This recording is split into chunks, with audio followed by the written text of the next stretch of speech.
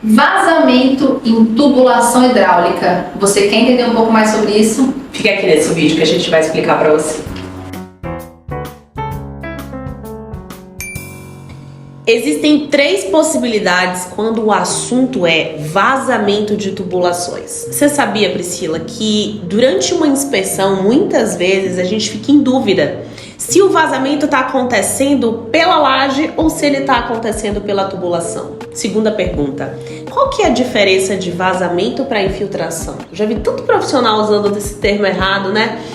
E vamos lá, nessas possibilidades que a gente tem, a gente pode ter um vazamento do sistema de tubulação. A própria tubulação em si, quando ela passa do entroncamento da laje, ela tem vários dispositivos, o tubo propriamente dito e as suas conexões. Às vezes esse vazamento ele acontece na conexão e muitas vezes ele acontece no entroncamento entre a tubulação e a laje. Né? O que é entroncamento, tá? O que é entroncamento? Vamos lá.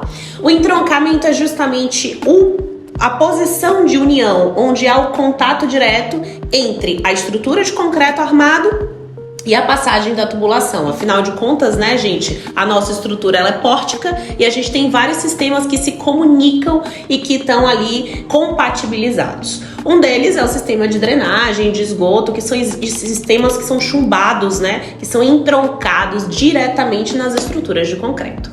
E o que a norma diz, Priscila, em relação a isso? Em relação à impermeabilização, a 9575, que é a norma referente à impermeabilização, diz que todas as tubulações passantes em áreas que vão ser impermeabilizadas, o que são tubulações passantes? São tubulações que atravessam a estrutura e acabam interferindo diretamente na camada impermeável. Então, sempre que houver uma tubulação onde a área vai ser impermeabilizada, a gente precisa fixar essa tubulação de forma rígida. Na estrutura. Na estrutura, perfeito. Que pode ser com grout, pode ser com argamassa de reparo estrutural, pode ser com adesivo epóxi, desde que a gente consiga distribuir melhor a tensão entre o tubo, que pode ser de PVC ou pode ser metálico, com o concreto armado. Eles têm uma variação térmica diferente. Sim, isso é portanto, importante. eles têm uma movimentação diferente. Quando a gente fixa a tubulação de forma rígida com esses materiais, a gente elimina e distribui melhor as tensões e elimina essa fragilidade dessa interface. Perfeito. Então a gente já tem aí um primeiro ponto, né?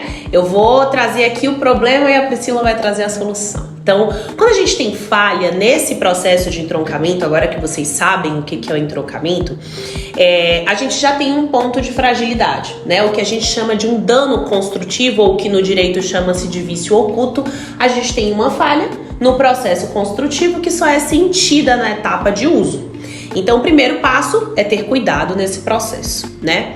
Segundo passo, e eu diria até que vem antes desse que a gente acabou de tratar, são as especificações de projeto. Existe uma outra prescrição, Pri, que a norma diz quanto ao diâmetro nominal mínimo dessas tubulações. No caso de ralo, você se lembra qual que é o diâmetro mínimo? 100 milímetros. 100 milímetros. Só que o que acontece? Eu, particularmente, né, não gosto muito de utilizar os 100 milímetros, porque quando a gente entra com a manta asfáltica, né, quando a gente usa a manta asfáltica e entra com proteção mecânica, caimento de contrapiso, a gente perde um pouco dessa seção nominal. E quando a gente perde a seção nominal do tubo, a gente aumenta a pressão e diminui a vida útil daquela tubulação. Então eu gosto sempre de prescrever mais do que um diâmetro mínimo de 100, pra gente não trabalhar no limite da norma, certo? E ter uma flexibilidade melhor.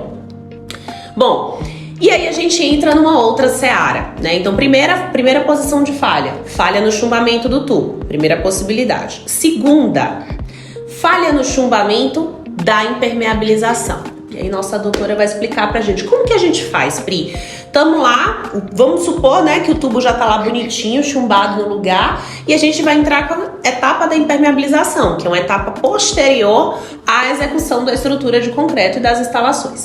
Nos deparamos com o ralo, o que a gente faz? Muito boa pergunta. Então, além disso que a Tá colocou, que a gente precisa fixar a tubulação de forma mecânica e rígida, a gente também precisa, quanto à camada de impermeável, distribuir aquelas tensões. Se você trabalha com uma membrana, por exemplo, material moldado em loco, é por isso que chama membrana, a gente precisa estruturar com algum material. Pode ser tela de poliéster, pode ser geotexto, aí depende do sistema que a gente vai utilizar. Mas Tubulações é ponto falho, a impermeabilização precisa ser estruturada. Deixa eu só fazer uma pergunta. Explica pro pessoal o que é membrana. Tem um nome comercial vulgar que o pessoal Não usa. tem nome comercial, não. Não tem, não. Vamos desmistificar isso. O que é a membrana? O que é a membrana? Vamos comparar aí.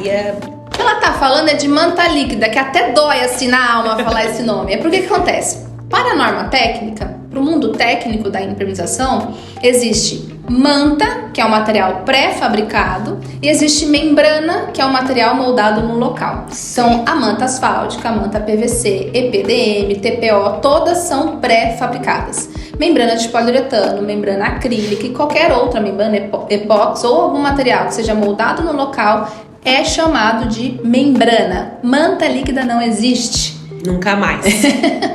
Então, quando a gente trabalha com um sistema de impermeabilização moldado no local, ou seja, membrana, o ponto crítico é a interface entre a tubulação e o nosso substrato. Então, aí a gente precisa entrar com um estruturante.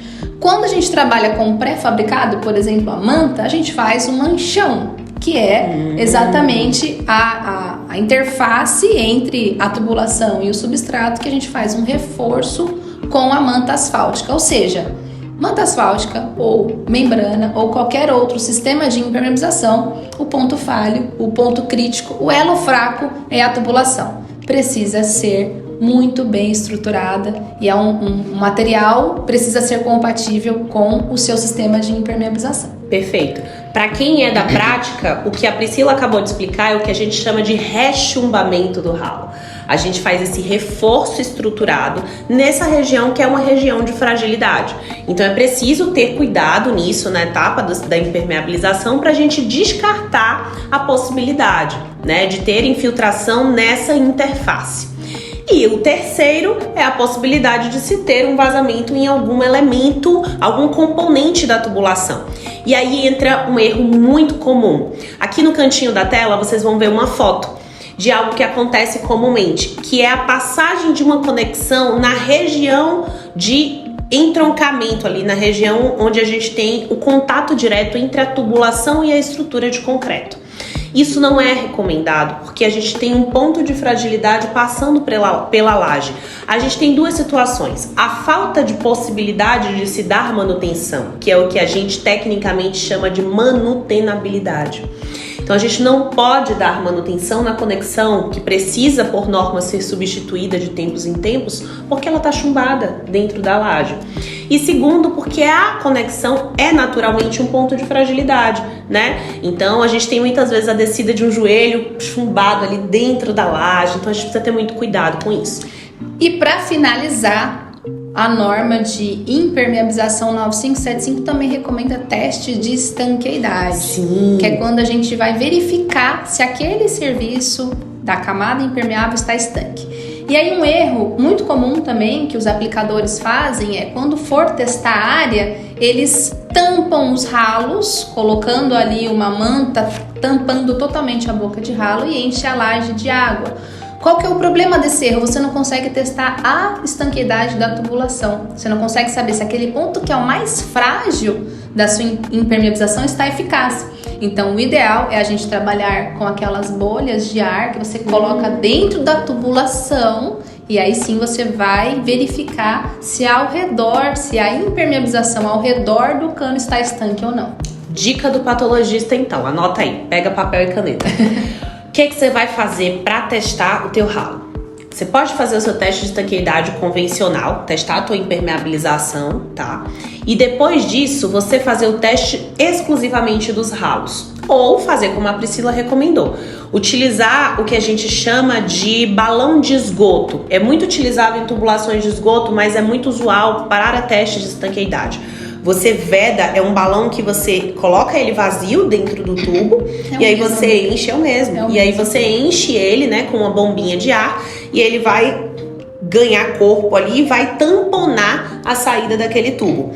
E aí você faz esse teste de estanqueidade com um traçador químico diluído à água. Porque muitas vezes, quando o chumbamento é novo, por mais errado que ele tenha sido feito, é difícil de aparecer o problema de cara. Então, quando você usa o traçador químico, ele ajuda a sinalizar, porque a água que infiltra às vezes é um volume tão pequeno que a olho nu você não consegue perceber. E o traçador, se a água evaporar, o traçador químico fica. Então é um bom indicativo aí para que vocês usem para fazer o teste de vocês. Se você gostou desse vídeo, curte, comenta, compartilha e ajuda aí a divulgar e disseminar esse conhecimento para mais e mais pessoas. Até a gente se vê próxima. na próxima.